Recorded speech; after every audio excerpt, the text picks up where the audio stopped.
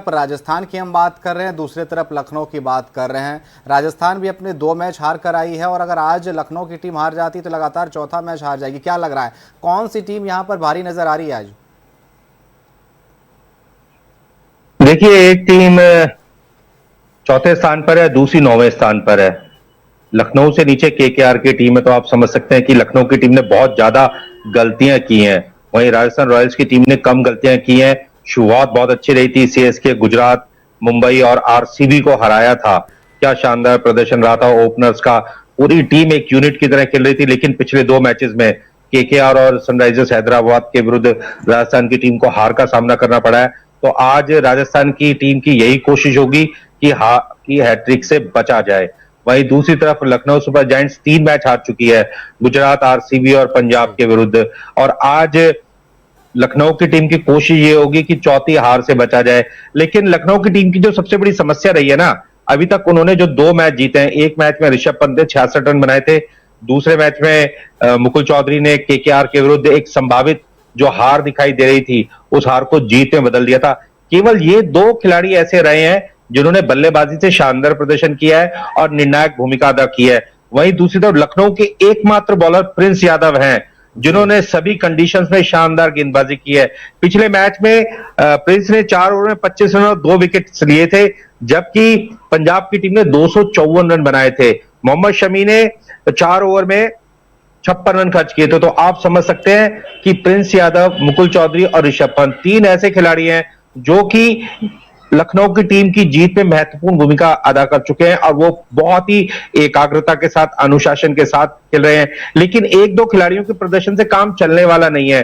Team के अंदर Mitchell Marsh भी मौजूद है, निकोलस पूरन है, एडम मार्करम है, मोहम्मद शमी की हम बात कर चुके हैं, मोहसिन खान, सिद्धार्थ, आवेश खान, हिम्मत सिंह को पिछले मैच में खिलाया गया है। बैटिंग ऑर्डर में तब्दीली की गई, आयुष बडोनी को पारी की शुरुआत करने के लिए भेजा गया। तो आप परिवर्तन करते हैं, लेकिन परिवर्तन के साथ साथ खिलाड़ियों की सोच में तब्दीली आना भी बेहद जरूरी है, जिससे लखनऊ की टीम ग्रस्त है, उससे पीड़ित है और उस सोच से बाहर निकलना होगा। एक यूनिट की तरह खेलना पड़ेगा लखनऊ की टीम को। वहीं दूसरी तरफ राजस्थान की टीम बहुत शानदार खेल रही है, लेकिन पिछले जो 2 मैच वो हारी है, उससे कहीं ना कहीं सबक जरूर लिया होगा कुमारा संगकारा ने, जो कि राजस्थान रॉयल्स के कोच हैं। सभी खिलाड़ियों से बातचीत की होगी, खासतौर से बॉलर से उन्होंने कहा होगा कि जो आप इजी रन दे रहे हैं उसके ऊपर थोड़ा सा रोकथाम लगाएं। और यशस्वी जायसवाल और वैभव सूर्यवंशी ने पिछले मैच में बहुत अच्छी शुरुआत दी थी, लेकिन उस शुरुआत को भुना नहीं पाए। 39 और 46 रन बना करके दोनों ओपनर्स आउट हो गए। तो संगकारा ने इन दोनों बैटर्स को भी कहा होगा कि एक बार अगर आप सेट हो जाते हैं, पावर प्ले ओवर्स में आप बल्लेबाजी करने में सफल रहते, तो उसके बाद आप अपनी इनिंग को बिल्ड कीजिए, लंबा खेलिए। जिस तरीके से कल पूरे 20 ओवर की बल्लेबाजी की थी अभिषेक शर्मा ने, क्या शानदार बल्लेबाजी की। उन्होंने दिखाया कि आक्रमण के साथ साथ वो सुरक्षित रह करके भी जोरदार बल्लेबाजी कर सकते हैं। बिल्कुल अभिषेक शर्मा वाली जो सोच है, उसके बारे में संगकारा ने इन दोनों ओपनर्स को बताया जरूर होगा, क्योंकि जो कंपटीशन है, जो प्रतिस्पर्धा है ओपनर के लिए, वो जायसवाल, अभिषेक शर्मा, वैभव सूर्यवंशी, इन तीनों के बीच में चल रही है। इसलिए आज इन दोनों खिलाड़ियों के ऊपर भी नजर रहेगी राजस्थान रॉयल्स के लिए। एक कड़ा मुकाबला होना है, जोरदार टक्कर रहेगी दोनों टीमों के बीच में। लेकिन मनोज जी, अगर बात की जाए मिडिल ऑर्डर की, हम राजस्थान की जिस तरीके से बात कर रहे हैं, टॉप ऑर्डर हर दिन आपको टॉप ऑर्डर रन बना करके नहीं देगा। जिस तरीके से पिछले मैच की बात की जाए, शुरुआत बेहतर मिली थी, उससे पिछले मैच की अगर बात की जाए तो वैभव वहां पर शून्य पर आउट हुए थे। लेकिन ध्रुव जुरेल की अगर हम बात कर रहे हैं, जिस तरीके से उनकी बल्लेबाजी, और साथ ही साथ अगर हम कप्तान की बात करें, कप्तान के बल्ले से अभी तक एक भी कप्तानी पारी नहीं आई है। हालांकि टीम जब जीत रही थी लोग तारीफ कर रहे थे कि बेहतरीन कप्तानी कर रहे हैं, लेकिन अगर कप्तानी की बात करें, रीडिंग फ्रॉम द फ्रंट की बात करें, तो वो कप्तानी रियान पराग की तरफ से नजर नहीं आ रहा। एक भी बड़ा स्कोर नहीं अब तक, चिंता का विषय है। इस आईपीएल में जो अब तक सबसे बड़ा फर्क पैदा किया है बतौर कप्तान, बतौर क्रिकेटर, वो है श्रेयस अय्यर। जब कोई नहीं चलता, जहां कोई नहीं खड़ा होता, वहां श्रेयस अय्यर खड़े होते हैं। एक बहुत बड़ा अंतर पैदा किया है। और वहीं अगर श्रेयस अय्यर से रियान पराग की तुलना की जाए तो बहुत बड़ा फर्क दिखाई दे रहा है। रियान पराग एक अनुभवी, टैलेंटेड, प्रतिभाशाली खिलाड़ी हैं। उनसे टीम मैनेजमेंट उम्मीद करता है कि वो भी शानदार प्रदर्शन करेंगे। लेकिन अगर श्रेयस अय्यर और रियान पराग दोनों ही कप्तान हैं, दोनों ही बहुत टैलेंटेड खिलाड़ी हैं, लेकिन श्रेयस अय्यर ने मौके पर डिलीवर करके दिखाया, मौके पर रन्स बनाए हैं, जीत में महत्वपूर्ण भूमिका अदा की है। वहीं दूसरी तरफ रियान पराग का बल्ला खामोश है। राजस्थान रॉयल्स की टीम काफी हद तक अपने दोनों ओपनर्स के ऊपर निर्भर रही है और खासतौर से लोअर ऑर्डर में शिमरन हेटमायर, रविंद्र जडेजा जो कि तेज बल्लेबाजी करते हैं, लेकिन यहां पर राजस्थान रॉयल्स जिस तरीके से शुरुआत करने में सफल रही थी, अच्छी खासी उनके पास बढ़त मौजूद थी, लेकिन जो प्रदर्शन में थोड़ी सी गिरावट आई है, उस लैग को फिर प्राप्त करना होगा राजस्थान रॉयल्स को। और आप लखनऊ की टीम को हल्का नहीं मान सकते हैं, एक बहुत ही टॉप क्लास टीम है। ठीक है, क्लिक नहीं कर पा रहे खिलाड़ी, लेकिन लखनऊ की टीम जिस दिन क्लिक करेगी तो किसी भी बड़ी टीम को वो हराने में सक्षम है। बिल्कुल, हार की रत जो है आज तो रुकेगी, चाहे वो लखनऊ की रुके या फिर राजस्थान की रुके, कोई एक टीम तो जीतने वाला है। लेकिन अब कप्तानी की अगर हम बात कर रहे थे, आप श्रेयस अय्यर की बात कर रहे थे, दूसरी तरफ हम तुलना कर रहे थे रियान पराग की, लेकिन एक और कप्तान है जो एक्सीडेंटल कप्तान बना है। अगर बात की जाए ईशान किशन की, जिस तरीके से कप्तानी वो कर रहे हैं, क्योंकि पैट्स कमिंस का नहीं होना और उसके बाद उन्हें कप्तान बनाया जाना, फिर दस्ताने छोड़ना, फील्डिंग करना, और वहां से वो कप्तानी और निखर कर सामने आई, लगातार 3 मुकाबले जीते हैं। क्या कहेंगे ईशान किशन के लिए? देखिए, अभी चर्चा चल रही थी, सुबह में मेरे 2-3 मित्र हैं स्पोर्ट्स जर्नलिस्टों से बात हो रही थी कि अगर पैट कमिंस सनराइजर्स हैदराबाद की टीम को ज्वाइन करते हैं तो क्या कप्तानी पैट कमिंस करेंगे या ईशान किशन। तो हमारा सबका मानना यही था कि कप्तानी ईशान किशन के पास ही रहनी चाहिए, क्योंकि जो एक नई सोच का उत्सर्जन हुआ है सनराइजर्स हैदराबाद में, जो एक नई सोच के साथ टीम आगे बढ़ रही है, बहुत ही अटैकिंग मूड दिखाई दे रहा है। और इस टीम में हेनरिक क्लासन भी हैं जो कि ईशान किशन की कप्तानी का लोहा मान रहे हैं, पूरा सपोर्ट कर रहे हैं। तो यहां पर अगर पैट कमिंस आते हैं तो सनराइजर्स हैदराबाद के मैनेजमेंट को यह डिसाइड करना होगा कि वो बतौर कप्तान ईशान किशन के साथ जाएंगे या कमान पैट कमिंस के हाथ में सौंपेंगे। लेकिन मेरा मानना यह है, ईशान किशन ने जिस तरीके से कप्तानी की है, बल्लेबाजी की है, कहीं ना कहीं जो बीसीसीआई के सेलेक्टर्स हैं उनकी नोटबुक में फिर से नाम आ गया होगा। नाम तो उनका पहले से ही है, ईशान किशन को साबित करने की जरूरत नहीं है। ईशान किशन ने बहुत अच्छी परफॉर्मेंस दे रखी है red ball white ball cricket के अंदर। हालांकि एक ऐसा दौर आया जब ईशान किशन अंतरराष्ट्रीय क्रिकेट से दूर हो गए थे, फिर से उन्होंने वापसी की, शानदार प्रदर्शन किया है, और अब यहां से ईशान किशन को उसी लैग को बरकरार रखने की जरूरत है। और जिस तरीके से ईशान किशन ने कप्तानी के बल पर सभी को प्रभावित किया है, निश्चित रूप से सराहना करनी होगी सनराइजर्स हैदराबाद के मैनेजमेंट की, जिन्होंने उसमें विश्वास दिखाया है और उस विश्वास में काफी हद तक ईशान किशन खरे भी उतरे हैं। जी बिल्कुल, जिस परेशानी की आप और हम चर्चा कर रहे हैं कि भाई पैट कमिंस कप्तान होंगे या फिर ईशान किशन, ये परेशानी जो अच्छी परेशानी हम कह सकते हैं, जो प्रबंधन है एसआरएच की अगर हम बात करें, ये परेशानी अच्छी होगी। लेकिन दूसरी तरफ अगर हम आज के मुकाबले की अगर बात करें, एलएसजी की अगर बात करें, जिस तरीके से चेंजेस को लेकर के हम बात करें, पिछले मैचों में भी हम चर्चा कर रहे थे, क्या अर्जुन तेंदुलकर को मौका मिलना चाहिए? आप नए नए खिलाड़ियों को लेकर के आ रहे हैं, आपके पास एक कॉम्बिनेशन होगा जो बड़े बड़े छक्के लगा सकता है, बल्लेबाजी भी कर सकता है और बेहतरीन गेंदबाजी भी कर सकता है, क्योंकि हमने नेट्स के उन्हें जो गेंदबाजी हमने देखा था किस तरीके से यॉर्कर डालते हुए नजर आ रहे थे। ऐसे में उन्हें मौका मिलना चाहिए, क्योंकि बाकी खिलाड़ियों को आप लगातार मौका दे रहे हैं, नए खिलाड़ियों को भी मौका दे रहे हैं, लेकिन आपके पास एक ऑलराउंडर है जो रन भी बना सकता है और गेंदबाजी भी कर सकता है, तो उन्हें मौका मिलना चाहिए आज के मुकाबले में। मुझे ऐसा लगता है कि जिस तरीके से अब्दुल समद को पिछले मैच में ड्रॉप करके हिम्मत सिंह को मौका दिया गया था और हिम्मत सिंह कुछ खास नहीं कर पाए थे और टीम हार भी गई थी, आज ऐसा लगता है कि जस्टिन लैंगर शायद अर्जुन तेंदुलकर के नाम पर विचार कर सकते हैं। ऋषभ पंत और जो लखनऊ सुपर जायंट्स का जो मैनेजमेंट है, थिंक टैंक है, आज हो सकता है कि अंतिम एकादश में अर्जुन तेंदुलकर को मौका मिले या फिर इंपैक्ट प्लेयर की भूमिका में, क्योंकि यहां पर आप मोहसिन खान के साथ भी गेंदबाजी करा रहे हैं। उन्होंने भी 4 ओवर में 43 रन दिए हैं। आवेश खान ने 3 ओवर में 46 रन दिए हैं। मोहम्मद शमी जिनकी हम चर्चा कर रहे हैं 4 ओवर में 56 रन दिए हैं। ये तो स्टैब्लिश खिलाड़ी हैं, इंटरनेशनल खिलाड़ी हैं। जब ये इतने सारे रन दे रहे हैं और टीम फिर भी हार रही है, तो क्यों ना एक परिवर्तन कर लिया जाए।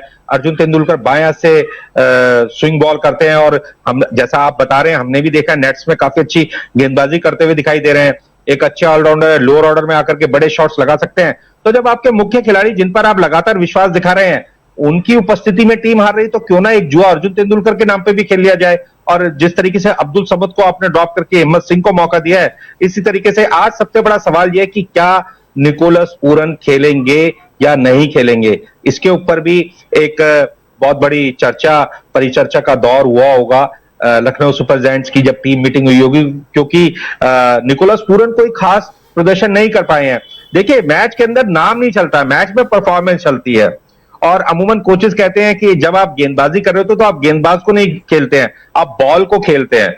तो वही चीज है, निकोलस पूरन ने पीछे जो भी कुछ किया है वो इतिहास के पन्नों का हिस्सा है, वो रिकॉर्ड बुक्स में सब कुछ दर्ज हो चुका है। लेकिन अभी तक इस आईपीएल वर्ष 2026 में जिस तरीके से निकोलस पूरन बिल्कुल out of touch, out of class दिखाई दे रहे हैं, मुझे ऐसा लगता है कि आज निकोलस पूरन टीम से बाहर हो सकते हैं और अर्जुन तेंदुलकर को मौका मिल सकता है और अर्जुन तेंदुलकर को मौका मिलना चाहिए, क्योंकि जिस तरीके से उन्होंने मेहनत की है, मैंने पहले भी आपके साथ चर्चा की, जब तक आप किसी खिलाड़ी को मौका नहीं देंगे तब तक कैसे पता चलेगा कि ये किस तैयारी के साथ आया है। इसलिए आप सभी बड़े खिलाड़ियों के साथ खेल के हार चुके हैं, क्यों ना आज कुछ और नए खिलाड़ियों को मौका दिया जाए, जैसे कि आपने मुकुल चौधरी को आजमाया और मुकुल चौधरी ने एक हारी हुई बाजी आपको जितवा के दे दी।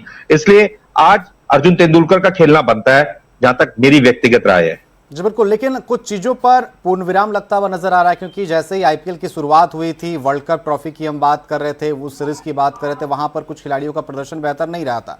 उसमें अगर बात की जाए, तिलक वर्मा, अभिषेक शर्मा की बात चल रही थी, जिस तरीके से वैभव सूर्यवंशी और जायसवाल बल्लेबाजी कर रहे थे, ऐसा लग रहा था और हर तरफ चर्चाएं चल रही थी कि भाई इसके बाद जैसे ही टीम का सिलेक्शन होगा, शायद जायसवाल या फिर वैभव सूर्यवंशी का नाम सामने आ जाएगा। लेकिन अभी शर्मा साहब के लड़के ने कहा है कि अभी रुक जाइए, अभी मैं हूं, जिस तरीके से वो बल्लेबाजी कर रहे हैं। और इस शतक के बाद शायद जो आशंकाएं जताई जा रही थी कि शायद उनके जगह पर वैभव सूर्यवंशी या जायसवाल को मौका दिया जा सकता है, उन्होंने कहा कि नहीं भाई, मैं नंबर 1 प्लेयर हूं T20 का और अभी मैं खेलने वाला हूं, जिस तरीके से बल्लेबाजी की है उन्होंने।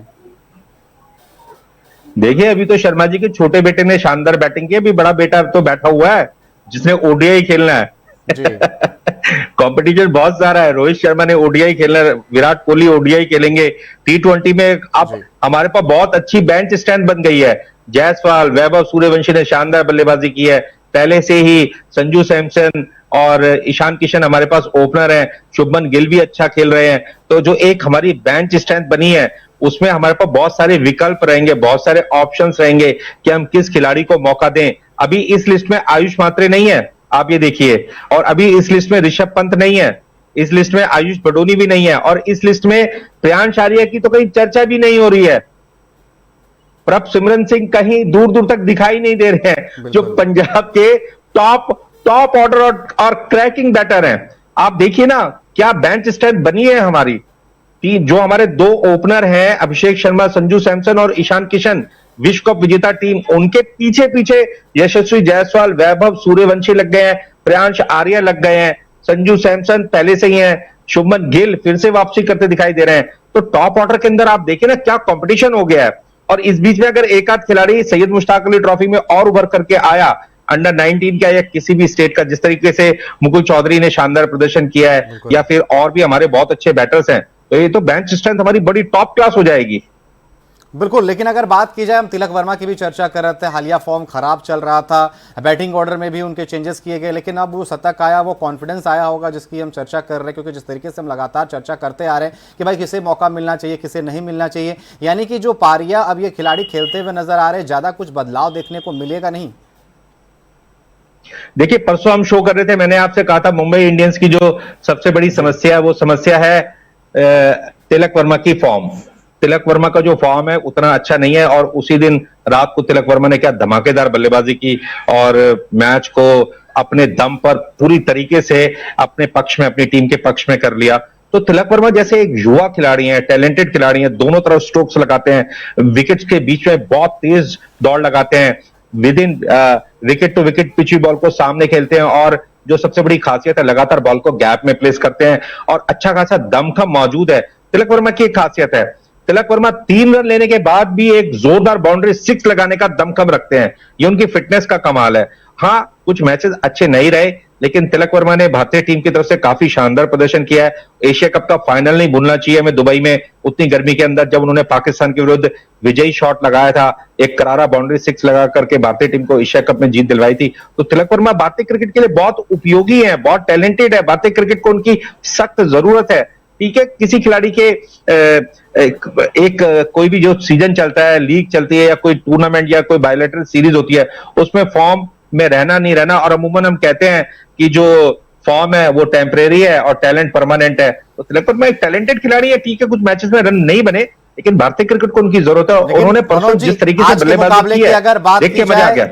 मनोज जी, आज के मुकाबले की अगर बात की जाए तो आज 2 धमाकेदार पारियां देखने को मिल सकती है, एक वैभव सूर्यवंशी, दूसरा जायसवाल, क्योंकि भाई अब उनकी निगाहें होंगी, क्योंकि अभिषेक शर्मा ने बड़े रन बना दिए, वैभव सूर्यवंशी देख रहे हो कि मैं भी बड़ा रन बनाऊं, क्योंकि पिछले 2 मुकाबले में उतना रन बना नहीं है। और पिछले मैच में जब वैभव सूर्यवंशी 140-50 के स्ट्राइक रेट से खेल रहे थे, तो लग रहा था कि भाई कितना स्लो खेल रहे हो, क्योंकि अमूमन देखने आपको मिलता है कि वो 200 से ऊपर का खेलते हैं। ऐसे में क्या लग रहा है कि आज एक धमाकेदार पारी देखने को मिल सकती है दोनों की तरफ से?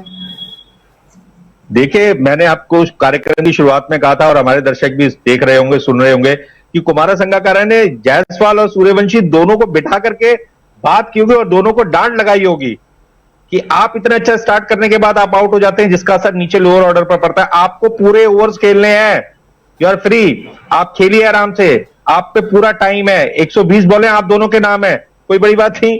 जब वो बातचीत चल रही हो टीम मैनेजमेंट की, टीम मीटिंग की, संगकारा ने दोनों को कह दिया कि 60 बॉल्स आपकी, 60 बॉल्स आपकी हैं, दोनों आप ही ने खेलना है, नीचे वालों को भूल जाओ। कई बार ऐसा भी कोचेस प्लान करते हैं, क्योंकि दोनों खिलाड़ी ऐसे ही किसी भी बॉलर को कहीं भी किसी भी क्षेत्र में जोरदार शॉट लगा करके बाउंड्री लाइन के बाहर पहुंचा सकते हैं, उस पर प्रेशर बना सकते हैं। धोनी ओपनर की खासियत क्या है कि किसी भी बॉलर को जमने नहीं देते हैं, इसलिए आज बहुत धमाकेदार मैच होना है, क्या लग रहा है, मजा कौन सी आएगा टीम देख फेवरेट करके। नजर आ रही है? स्कोर कितना हो सकता है?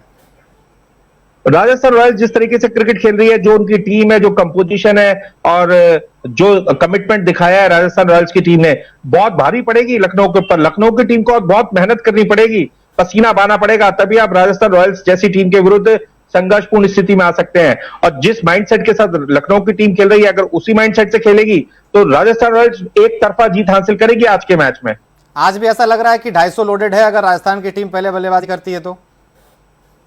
देखिए, अगर राजस्थान की टीम ने पहले बल्लेबाजी की तो 250 के 275 भी बन सकते हैं। और कोई बड़ी बात नहीं, आज इन दोनों में से कोई एक सेंचुरी बनाए, ये भी देख लेना आप। चलिए, क्योंकि मेरा जो सवाल डांट पड़ी होगी पूछने ना से पहले, संगकारा मेरे की, सवाल पूछने से पहले आपने जवाब दे दिया कौन इंपैक्ट। आपने तो कह दिया कि दोनों रन बनाएंगे, मतलब आज की फेवरेट अगर बात की जाए तो राजस्थान नजर आ रही है। राजस्थान नजर आ रही है और दोनों में से किसी एक की सेंचुरी नजर आ रही है। आपको ये भी बता दूं, क्योंकि क्रिकेटिंग सेंस ये, आज ये ना बहुत ज्यादा हड़बड़ाहट नहीं करेंगे। आज का मैच जीतने का मतलब है कि 10 पॉइंट होना, 8 पॉइंट राजस्थान के है, तो सारा प्रेशर जो है वो लखनऊ के ऊपर है। लखनऊ के पास 4 पॉइंट है, लखनऊ तो एक्स्ट्रा एफर्ट करेगी आज का मैच जीतने के लिए। लेकिन राजस्थान की टीम बहुत कंट्रोल क्रिकेट खेल रही है, दोनों ओपनर बहुत डैशिंग है, बहुत क्रैकिंग है, बहुत सॉलिड क्रिकेट खेल रहे हैं। एक कंप्लीट टीम है। जोफ्रा आर्चर, आपको मैं लगातार कई प्रोग्रामों में बोल ही चुका हूं कि कैसी भी पिच हो, कितनी भी गर्मी हो, लेकिन जोफ्रा आर्चर की जो स्पीड रहती है 140, 145, 150 के बीच में, नांदे बर्गर उनको बहुत अच्छा सपोर्ट कर रहे हैं। एक और जो राजस्थान रॉयल्स ने अच्छा काम किया है, यशराज पुंजा, लेग स्पिनर हैं, पिछले मैच में 4 ओवर में 25 रन देकर के एक सफलता उन्होंने हासिल की है। रिस्ट स्पिनर है, जबकि टीम के अंदर रवि बिश्नोई भी हैं, एक और रेस स्पिनर। लेकिन यहां पर राजस्थान रॉयल्स की टीम ने अच्छा काम यह किया कि 2 लेग स्पिनर्स के साथ खेल रहे हैं। डोनोवन परेरा लोअर ऑर्डर में मजबूती प्रदान करते हैं, शिमरन हेटमोर, रविंद्र जडेजा बहुत अच्छा खेल रहे हैं। तो राजस्थान की टीम एक कंप्लीट टीम है और आज के इस मैच में उम्मीद करते हैं दोनों ओपनर में से कोई एक बड़ी पारी जरूर खेलेगा और राजस्थान रॉयल्स की टीम भारी रहेगी लखनऊ के ऊपर। बल्कि मैं यूं कह सकता हूं कि कोई मुश्किल नहीं होगी राजस्थान रॉयल्स को आज का मैच जीतने में। चलिए, अब देखने वाली बात होगी कि जब मैच शुरू होगा तो कौन किस पर भारी पड़ता है। फिलहाल आपका हमारे साथ जुड़ने के लिए और तमाम चर्चा करने के लिए बहुत बहुत धन्यवाद। तो आज एलएसजी और